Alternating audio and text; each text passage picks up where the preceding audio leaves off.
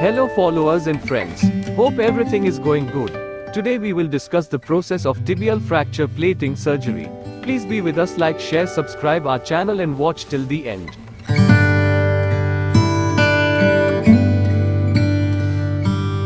First of all, the surgeon is checking the surgical site and make a mark on it by surgical marker.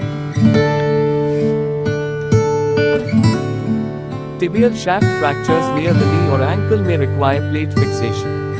By limiting skin incisions and surgical dissection, using indirect reduction techniques and basic plating concepts, adequate fixation and alignment can be obtained with less additional injury.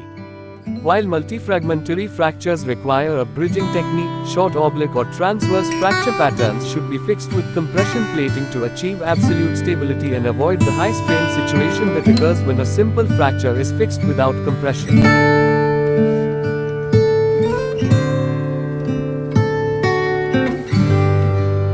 Tibial length and rotation are restored indirectly with distractor or external fixation. Angulation may be approximated in the same way but is definitively corrected by plate application.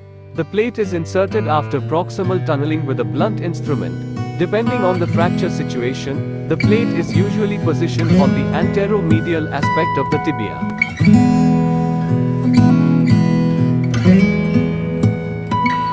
Proximally, above the fracture zone, a small incision, 2 to 3 centimeters, will aid plate positioning. It is important that the plate and proximal screw be centered on the tibia, particularly if locking head screws, LHS, are planned.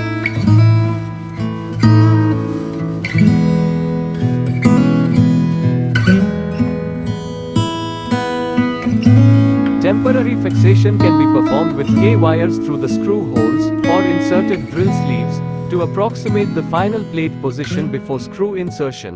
Once accurate position of the plate has been achieved, a conventional screw is inserted in one of the most distal plate holes and fixed.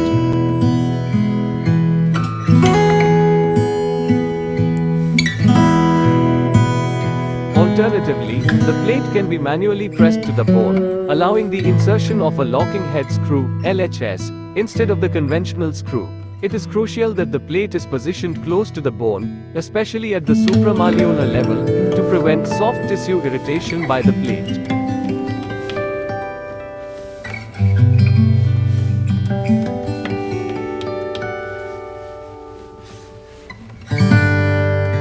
For spiral and short oblique fracture patterns that are anatomically reduced, it is possible to insert the lag screw through the plate to enhance the overall construct stability.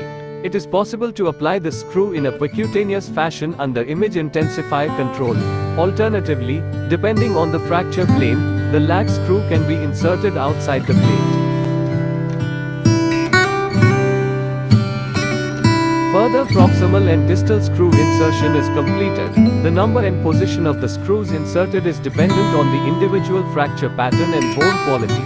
The goal is balanced fixation. This means roughly equivalent fixation strength in both proximal and distal segments. Usually, the metaphysis requires more screws, 3 to 5, than the diaphysis, 2 to 3. In osteoporotic bone, the number of screws should be increased on both sides of the fracture. Locking head screws, LHS, may improve fixation in osteoporotic bone and short periarticular segments.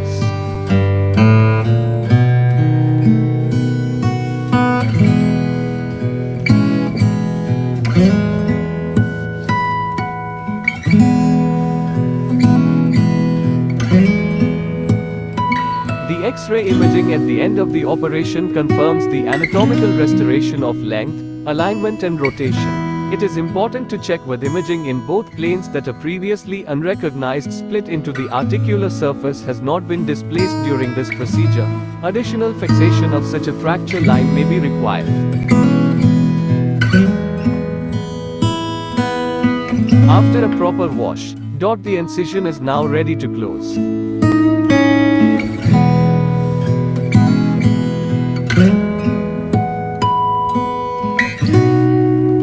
Surgeon used mitral suture to close the anterior tissue sections, and ethylome for epidermal layers.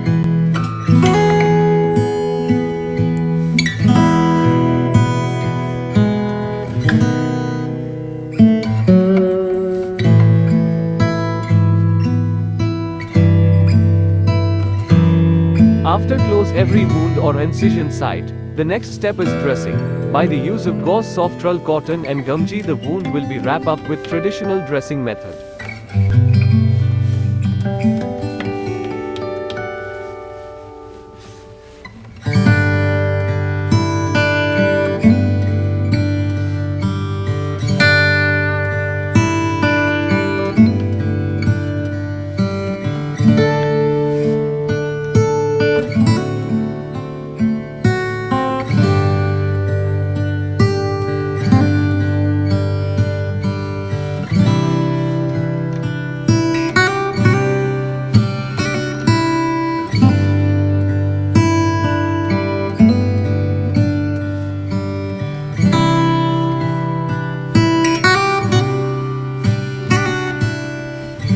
And in next step, the patient is now okay.